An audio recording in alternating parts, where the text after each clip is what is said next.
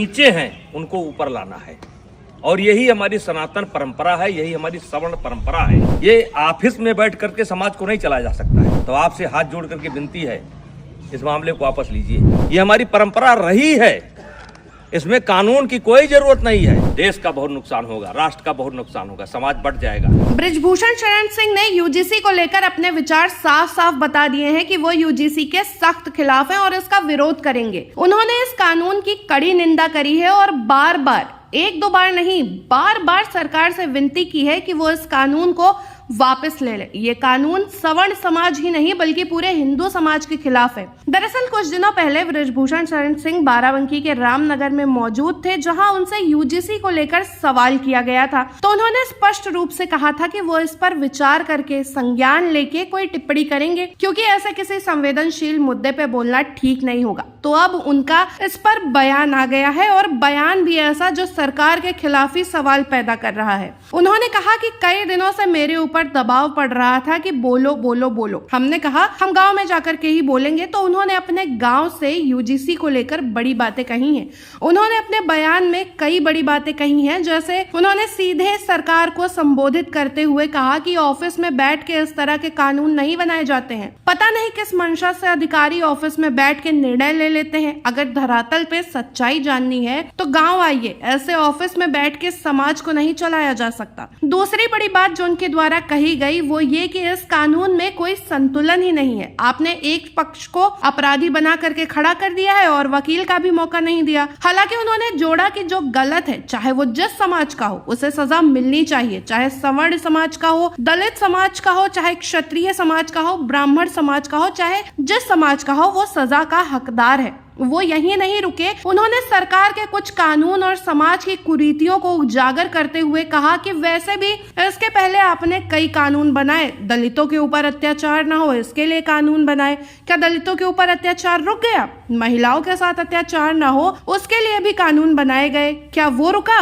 दहेज के नाम पर कानून बनाए, क्या वो रुक गया? सवर्णों के बीच में झगड़ा होता है, ब्राह्मणों ठाकुरों के बीच में झगड़ा भी होता है, दलितों के बीच में भी झगड़ा होता है। तो कहां तक आप कानून बनाइएगा? तो उन्होंने सीधे तौर पे सरकार पर तंज कसे। साथ ही उन्होंने जो सनातन कथा कराई थी उसका जिक्र करते हुए कहा कि मैंने 52 जाति समाज के जो धर्म गुरु थे उनसे उद्घाटन करवाया था, उनसे एक एक वृक्ष लिया और मैं उन्हीं से सनातन वाटिका बनाने जा रहा हूँ। आपने तो कानून बना करके हमारे उस मिशन को ही स्वाहा कर दिया है। सुनिए जरा क्या कहा उन्होंने। आज कई दिनों से यूजीसी पर एक विवाद हो रहा है, और यूजीसी का विवाद यहां से शुरू होता है कि सरकार पढ़ने वाले बच्चों के बीच में जो सवर्ण बच्चों के द्वारा कभी कोई घटना घट जाती है, उसको लेकर के दलित और ओबीसी बच्चों के संरक्षण के लिए एक कानून लेकर के आई है, जिसके कारण बड़ी भ्रामक स्थिति हो गई है और आज देश में बड़े पैमाने पर विरोध हो रहा है। ये मेरे सामने कुछ बच्चे हैं, इसमें हमारे भी बच्चे हैं और दलित समाज और पिछड़े समाज, लगभग हर समाज के बच्चे हैं। ये रोज साथ में खेलते हैं। कितने दिन से तुम लोग साथ में खेल रहे हो? 5 साल से ये बच्चे डेली शाम को आते हैं और खेलते हैं। फिर इनको कोई नाश्ता पानी? हाँ, जैसे लड्डू, मिठाई, चाय, आम, मटर, सीजनल। यानी जो घर पर रहता है वो ये लोग साथ में बैठ करके ये नाश्ता करते हैं। ये कोई कानून के तहत नहीं कर रहे हैं, ये कानून के बंदिश से नहीं खेल रहे हैं। ये हमारी सनातन की परंपरा रही है, हमारे नस नस में है। पंडित दीनदयाल जी ने कहा था कि जो नीचे हैं उनको ऊपर लाना है, और यही हमारी सनातन परंपरा है, यही हमारी सवर्ण परंपरा है कि जो नीचे हैं उनके साथ भेदभाव न करना, ऊपर लेकर के आना। इसका मिसाल ये किसी कानून के तहत नहीं हो रहा है। और आज मैं सरकार से कहना चाह रहा हूं कि समाज कैसे चलता है ये ऑफिस में बैठ करके समाज को नहीं चलाया जा सकता है। समाज को चलाना है तो गांव आइए, और गांव में देखिए कि बिना भेदभाव के, बिना किसी जातीय रंग के एक साथ बच्चे खेलते हैं। कोई बच्चा किसी की जात नहीं पूछता है। क्या आप चाहते हैं कि भविष्य में इस घर के अंदर एंट्री दी जाए तो ओबीसी को न दी जाए? क्या आप चाहते हैं इस घर में एंट्री दी जाए तो दलित को न दी जाए? क्या आप चाहते हैं ऐसा आप माहौल खड़ा कर रहे हैं? तो आपसे हाथ जोड़ करके विनती है, इस मामले को वापस लीजिए। और मैं अपील करना चाहता हूं, सवर्ण समाज से अपील करना चाहता हूं कि इसमें संपर्क करिए ओबीसी के लोगों से। ओबीसी समाज के जो समझदार लोग हैं उनसे संपर्क करने की जरूरत है। जो दलित समाज के समझदार बच्चे हैं उनसे संपर्क करने की जरूरत है, और उनसे इसका विरोध कराना है। क्योंकि गांव में हम एक साथ रहते हैं। गांव में कोई शादी होता है, ब्याह होता है, हर आदमी का कोई ना कोई हक है, कोई ना कोई नेग है, हर तरीके से भागीदारी होती है। अभी मैंने सनातन कथा कराया, 1 जनवरी से लेकर के 8 जनवरी तक मैंने सनातन कथा कराया, और जिसमें सदगुरु रितेश्वर महाराज जी ने कथा कहा। मैंने 52 जाति समाज के जो धर्म गुरु थे उनसे उद्घाटन कराया, उनसे एक एक वृक्ष लिया, और मैं सनातन वाटिका बनाने जा रहा हूं। आपने तो कानून बना करके हमारे उस मिशन को स्वाहा कर दिया। आकर के आइए, हम आपको दिखाते हैं कि कौन सा समाज ऐसा है जिसने उस कथा में भागीदारी नहीं की है और सहयोग नहीं किया है। तो ये कोई नई परंपरा नहीं है, ये हमारी सनातन परंपरा है, ये हमारी परंपरा रही है। इसमें कानून की कोई जरूरत नहीं है। हाँ, कोई बच्चा गलती करता है जो क्षमा करने योग्य नहीं है तो उसको आप सजा दीजिए। यदा कदा घटनाएं घट जाती हैं, सजा दीजिए, उसमें कोई विरोध नहीं है। लेकिन ये जो कानून है ये समाज में टकराव पैदा करेगा, और इसीलिए आज कई दिन से मेरे ऊपर दबाव पड़ रहा था, बोलो बोलो बोलो। हमने कहा हम गांव में जाकर के बोलेंगे। ये बच्चों को मैंने जानबूझ करके इकट्ठा नहीं किया है। इसमें हर जात समाज के बच्चे हैं, और एक रोज की बात नहीं, रोज खेलते हैं। और ऐसा केवल यही नहीं है, हर गांव में है। हर गांव में कोई क्रिकेट खेल रहा है, कोई कबड्डी खेल रहा है, कोई खो खो खेल रहा है, एक साथ पढ़ते हैं। वैसे भी इसके पहले आपने कानून बनाए, दलितों के ऊपर अत्याचार ना हो इसके लिए कानून बनाए। क्या दलितों के ऊपर अत्याचार रुक गया?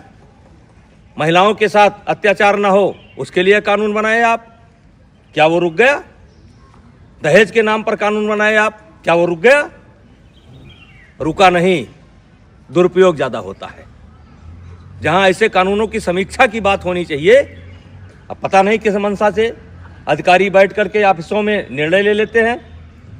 अब वो चाहते हैं कि ये बच्चे अगर दोस्ती करें तो जात देख करके करें, वर्ग देख करके करें।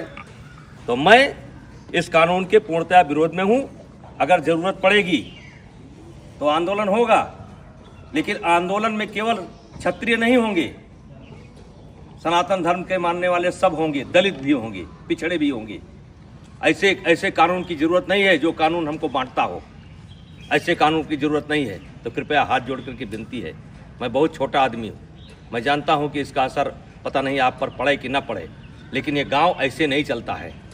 अगर इस लोकतंत्र को जिंदा रहना है तो गांव में क्या हो रहा है इसको देखना पड़ेगा। ऑफिस में बैठ करके आप गांव को नहीं देख सकते। तो कृपया यह बंद करिए। सवर्णों के बीच में झगड़ा होता है, ब्राह्मणों ठाकुरों के बीच में भी झगड़ा होता है, दलितों के बीच में झगड़ा होता है। कहाँ तक आप कानून बनाएंगे? तो भाईचारा स्थापित करिए। और ये जो कानून है ये समाज को फाड़ फाड़ कर देगा, और इससे आने वाले समय में देश का बहुत नुकसान होगा, राष्ट्र का बहुत नुकसान होगा, समाज बढ़ जाएगा। कृपया हाथ जोड़ करके विनती है, ऐसे कानून न लावें। कहने को तो बहुत कुछ इच्छा है, बोला जा सकता है, लेकिन बोलने की कोई आवश्यकता नहीं है। इस कानून से ये बच्चे बढ़ जाएंगे, ये जात देख करके दोस्ती करेंगे। कितने साल से आते हो तुम लोग? 5 साल से आते हो। और कुछ नाश्ता पानी मिलता है? हैं? खेलते हो? तो मैं जो लोग भी लेकर के आए हैं उनसे कहना चाहता हूं कि ये कानून आपका समाज में भेदभाव पैदा करेगा और ये बच्चे बढ़ जाएंगे। और ये देश के लिए अच्छा नहीं होगा। और मैं इस कानून में, वैसे मैं ABP का बयान देख रहा था, संतुलन की बात की गई है। इस कानून में संतुलन नहीं है। आपने एक पक्ष को अपराधी बना करके खड़ा कर दिया है और वकील का भी मौका नहीं दिया कि इनका वकील कौन होगा।